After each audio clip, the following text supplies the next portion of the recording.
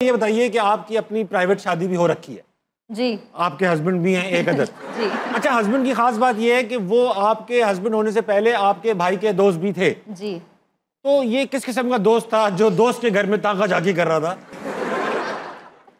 बस दिलवाले दुल्हनिया ले जाएंगे वाली पूरी अच्छा, कहानी दोस्त से है। दोस्ती की, भाई से दोस्ती की मकसद आप थी या नहीं, बिल्कुल भी मकसद नहीं। बाद में बना? मकसद बाद में बना मिलने के बाद। एक कॉमन शादी, एक कॉमन फ्रेंड की शादी, वहाँ आप मिले? वहाँ हम मिले, हमारी बहुत अच्छी दोस्ती राज हो ने गई। आपको डांस करते देखा? राज ने सिमरन को डांस करते देखा और सिमरन ने भी कहा कि आ जाओ बेटा। अच्छा मतलब दोस्ती हमारी बहुत अच्छी हो गई। उसके बाद फिर मेरे उसी भाई की शादी हुई 2 महीने बाद, जिससे उन्होंने दोस्ती की हुई थी। हाँ, जिससे उन्होंने और लेकिन दोस्ती का मकसद ये बिल्कुल भी नहीं था। दोस्ती पहले की थी। हम लड़के यही कहते हैं यार, मकसद नहीं था, हो गया। हम मिले ही नहीं थे तो फिर कहाँ से मकसद होगा? देखा ही नहीं था, एक दूसरे के बारे में पता ही नहीं था। अच्छा अच्छा। हाँ, तो फिर बस शादी हुई भाई की, उसमें हमारी बहुत अच्छी दोस्ती हो गई। दोस्ती प्यार में बदल गई और फिर हमने कहा कि अच्छा, दोस्तियां प्यार में जो बदलती है सिर्फ लड़कियों के लिए बदलती है, हमें पहले दिन ही हो जाता है। हाँ।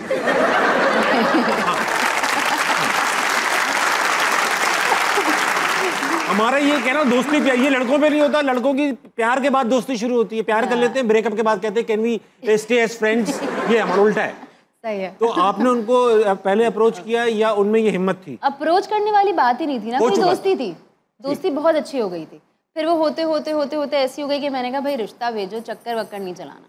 रिश्ता भेजो, आप जो तुम कर रहे हो रिश्ता भेजो। अब जिस स्टेज पे तुम आ गए हो, तुम रिश्ता भेजो और हाँ ऑफिशियल करो और ये सारी चीजें नहीं। तो उसने अपने दो भाई जो आपके हस्बैंड है, उन्होंने दोस्त को बताया कैसे कि मैं तो मर जाऊं बताते हुए यार तुम्हारी बहन पसंद है मुझे? उन्होंने 2 भाई छोड़े, सबसे पहले अम्मी को फोन किया। इतना आगे से उन्होंने कहा ऊपर से आऊंगा। अम्मी को फोन किया कि मैं रिश्ता भेजना चाहता हूँ।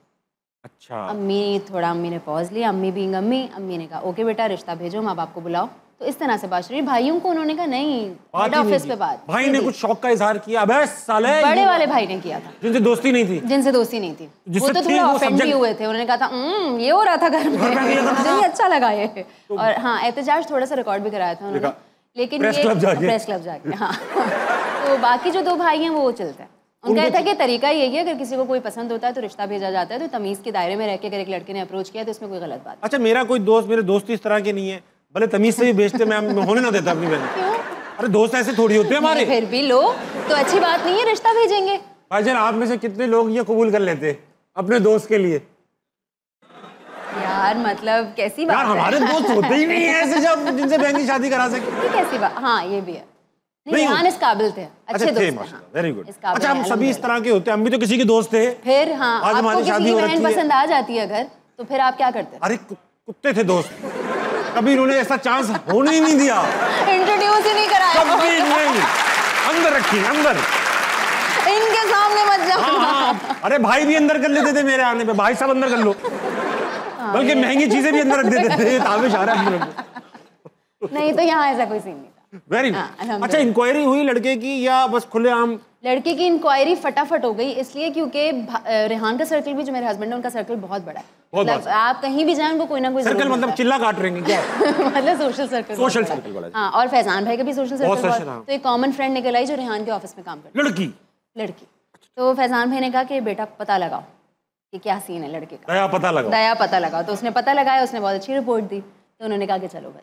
एक लड़के को जब आप देखती हैं तो क्या आपके पुट ऑफ होते हैं कि यार ये क्या हो गया, ये तो हो गया एक, ये तो हो, अगर दांत गंदे हों, दांत अगर गंदे हो, गुटखा खाने वाला कोई लड़का आपके करीब ना है, गुटखा सिगरेट सवाल ही पैदा नहीं होता। पान छालिया चलेगा?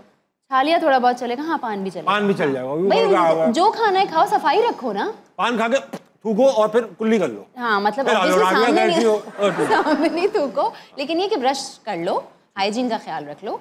और दांत गंदे हो तो इंस्टेंट पुट ऑफ है, मतलब ये होता है मेरा। ओह नहीं, ओह दांत गंदे इस लड़के के 12 करोड़ तो दे रहा है लेकिन ठीक है, दांत गंदे हो गए। अच्छा, ये तो फिजिकल एट्रीब्यूट्स हो गए। बाकी कंडक्ट, तरबियत, आपको उठने बैठने से पता चल जाता है एक इंसान का, खाने पीने का तरीके से आपको पता चल जाता है, बात करने के तरीके से पता चल जाता है, और एक दफा में पता चल जाता है कि कौन कितने पानी में और किसका क्या सीन है।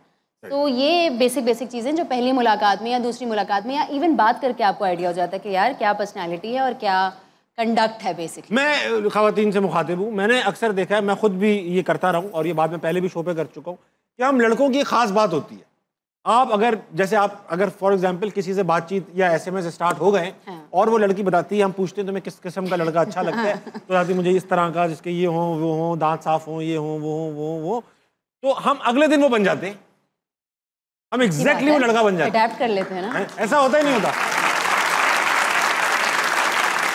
मुझे गाने में वो बोले कि मुझे तो मेटल म्यूजिक पसंद है, हमें मेटल म्यूजिक पसंद होता है, वो सज्जाद अली, हमें सज्जाद अली पसंद होता है, तो हमारी तो चॉइस उसी हिसाब से है। रंग बदलते हैं, खुलते हैं हम शादी के बाद। हाँ, तो आपके हस्बैंड जैसे थे शादी के बाद खुले तो नहीं?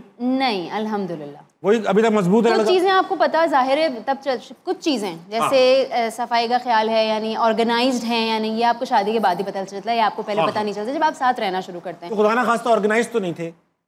Disorganised. Very nice, very nice. उन्होंने मर्दों की लाज रखी। हाँ, तो ये एक चीज थी कि मैंने कहा अच्छा ये नहीं पता थी मुझे। Very nice. बाकी अल्हम्दुलिल्लाह वो ही है जो पहले थे। लेकिन अब तो हमने सीधा कर दिया होगा उन्हें काफी हद तक। वेरी अल्हम्दुलिल्लाह।